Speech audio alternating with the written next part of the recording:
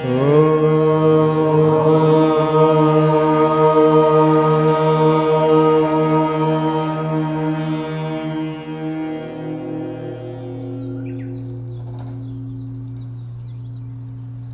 know in sutras, pratipaksha bhavana teaches us to replace negative thoughts with positive ones. I am living in a negative environment that I cannot change for a few months. Until I can move, what can I do to improve the situation and to keep my peace?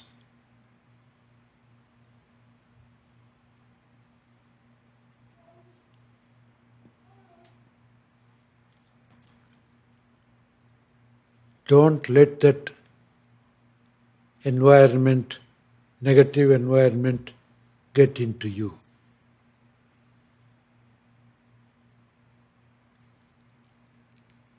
I think this morning somebody called me and asked a question. I'm living in a house. Next door, heavy music. This side of the house, there's a lot of drum and this and that going on. Too much noise. I don't know what to do. I told him, go and get quickly some good earplugs. Because you can't stop them. That's their house. I don't know. You can sue them here? Huh? Depends how late they're playing, how loud they're playing. Huh? It's possible you can sue. They love to sue. And then, where is your freedom then? That is their freedom to play. Huh?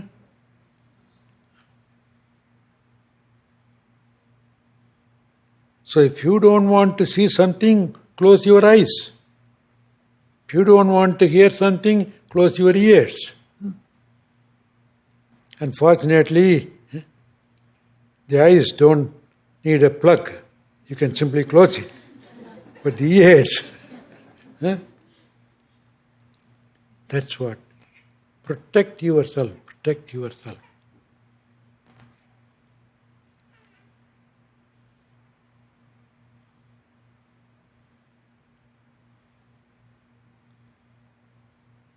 There's a lot of undesirable things happening around. But you don't let them coming into you. That means you should have sense control. Sense control. What is the Raja Yoga term for sense control? They don't. Pratyahara. Good. That's what. You should control your senses. And at the same time, if you can,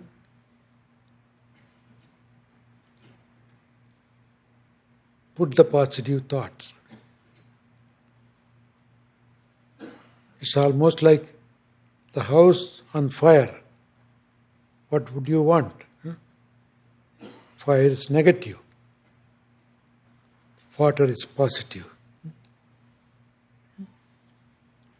Keep pouring water. The same way, negative thoughts, don't even take it as negative. Ignore it. At the same time, pour in loving thoughts, positive thoughts. Don't allow the negative thought to get over you. The more you think of it, the more they will insist on bothering you. The only way is to ignore it by putting positive thoughts. That's where for example, mantra japa comes. When the negative thoughts try to penetrate in, repeat your mantra loudly. Positive thought. The more it bothers, louder should be your repetition. Almost like, get out, get out, get out. Om Shanti, Om Shanti, Om Shanti. Yeah. Use your mantra, any mantra. See? Anything that will take you away from the negative thinking and make you comfortable.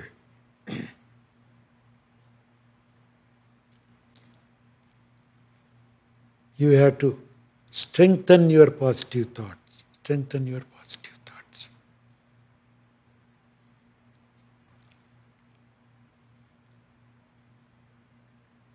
Because if negative thoughts have some sort of particular amount of strength, to clean it out, you should pour positive thoughts greater than that strength. To give an example, a polished, well-polished, smooth surface of the table. A negative scratch. You put a scratch, it becomes a negative scratch. If you want to erase the negative scratch, what would you do? You shave the entire table below the depth of the scratch, so the scratch will go away. But scratch is simple, easy. But to undo it takes a lot of effort. That's the power of negative thought. Negative thoughts can very quickly damage anything. But to undo it, you have to put a lot of effort.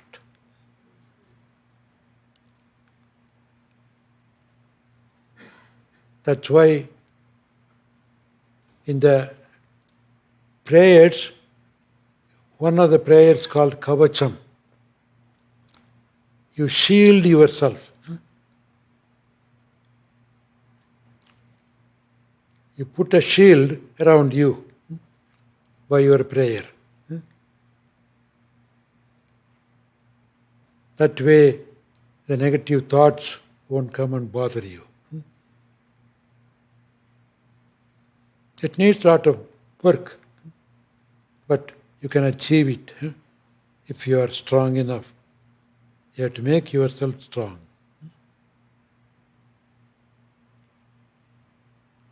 So don't blame the environment for that. You become strong, not to affect. The wind blows, the candle complains. Oh, it's going to put me out. What should the candle do? Put a chimney around. Simple. So that the wind won't bother it. Without the chimney, even a small wind can blow it out. So, your protection, you can have that kind of protection created by yourself.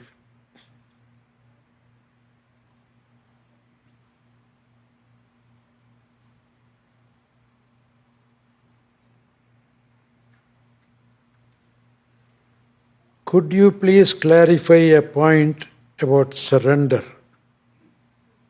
How do you know when it is right to surrender or when to take action? Or is it a balance one learns? Sometimes I feel I am surrendering to a situation, but maybe I am just stuck in action. While reading this question, I am reminded of that wonderful prayer. Lord, when I face some situation, give me the strength to correct it. If not, give me the strength to accept it. Not that you have to surrender right away. See how much strength you have, where you can face it, correct it. Try it. If not possible, surrender it.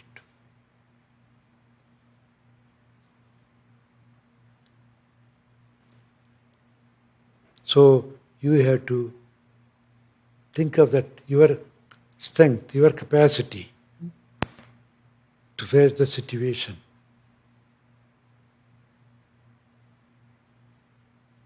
But ultimately, if everything fails, there's no other way to surrender. Surrender means to a higher will. Not that you give up. God, I tried my best. I couldn't do it anymore. Give it to you. In the Mahabharata, there was a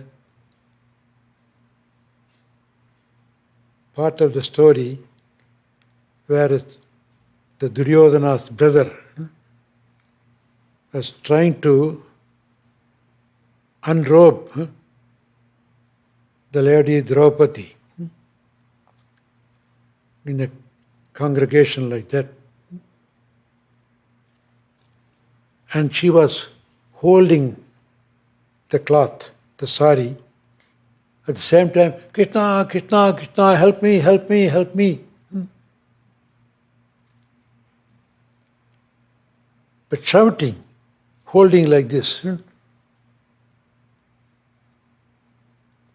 Luckily, the Indian women wear the stories almost 6 rounds. So he was pulling, all the round is almost gone. The last round is there. All of a sudden she realizes, I can't take care of it myself. Krishna, you are the help. When all your effort failed, Krishna,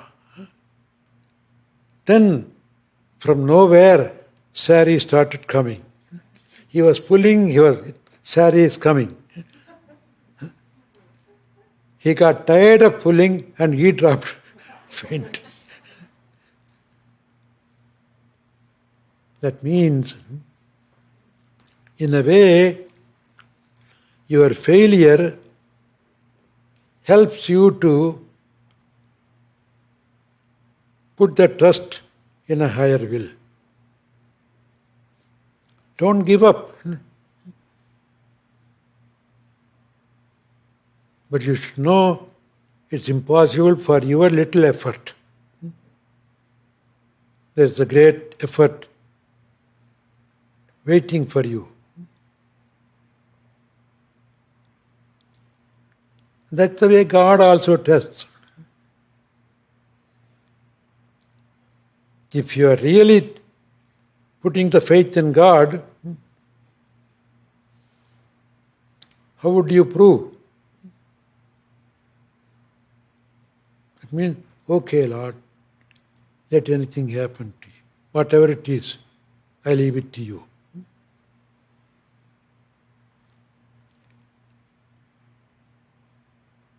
It doesn't come that easily.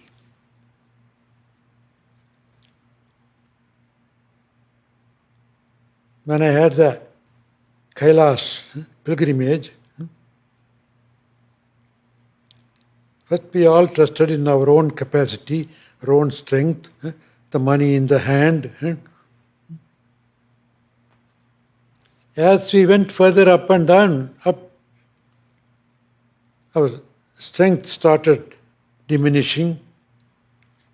Our money is of no use because there's nothing to buy there, no shops. What's the good of your money if there are no shops?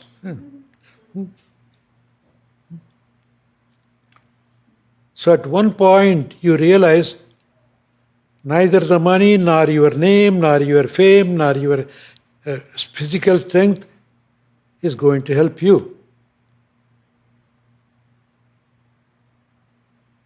At that point, you put the entire faith in God. God, if you want, let me come have your darshan.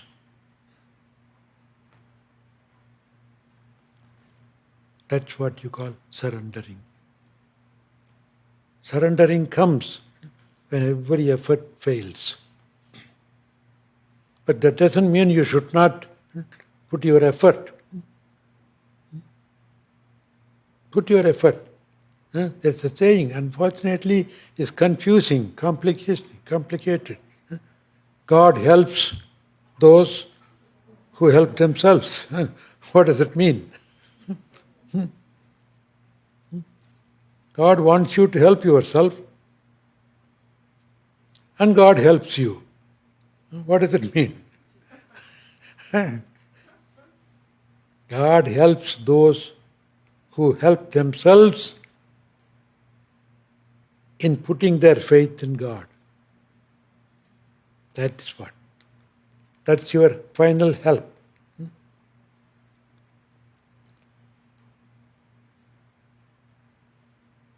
So put that faith in God.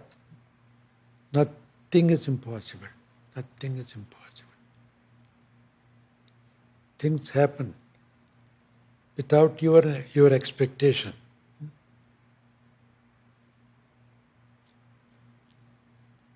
So, better surrender. If you can't do that, you'll make something will make you surrender.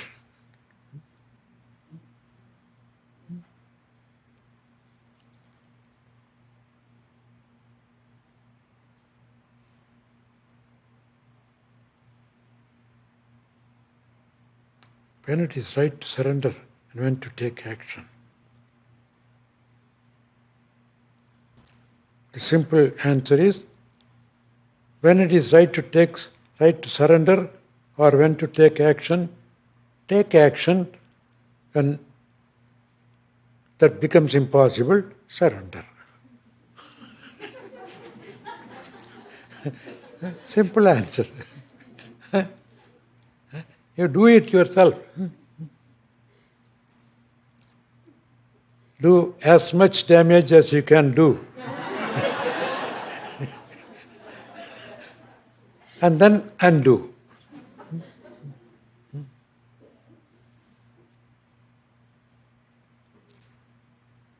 You know my religion? Huh? They have done enough damage. Now it's time to undo. So, I'm not even a Hindu, I'm an undo.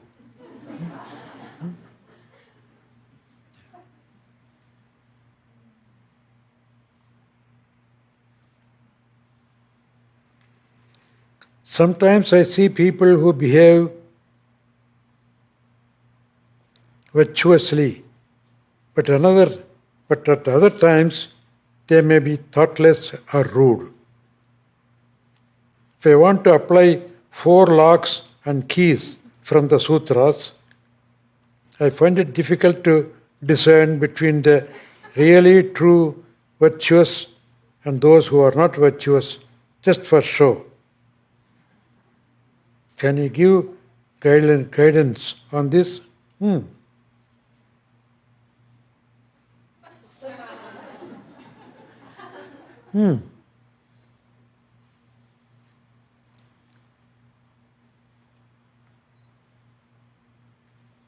If you difficult to discern between the really true virtuous and those who are so-called virtuous, quote unquote, just for the show.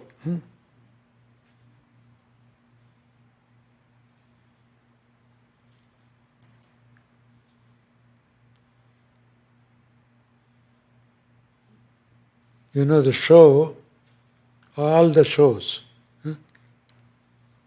end up when the curtain drops. So the so-called quote-unquote virtuous will not last long. Very soon the curtain will drop. Real virtuous will always be virtuous.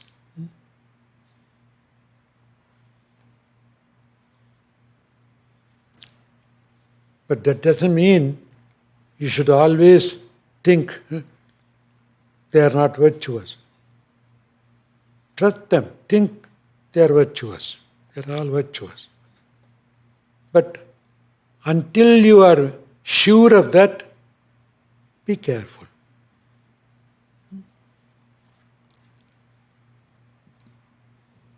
You are going, finding a friend, you are friendly with that person, but don't give yourself completely until you make sure that he is a good friend. That's a sort of testing period.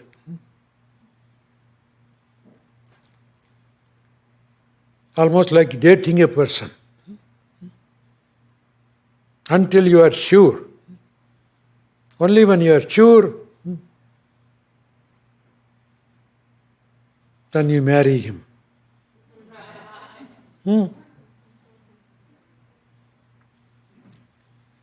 Don't we do that normally? We date somebody. Why? It's testing period. Every way. Not only friend, even guru dating.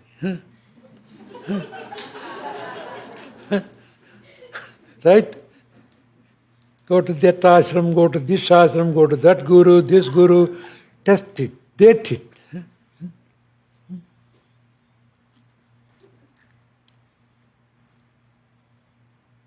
And finally, if you decide, oh, he is the right person, then put the entire trust in that person.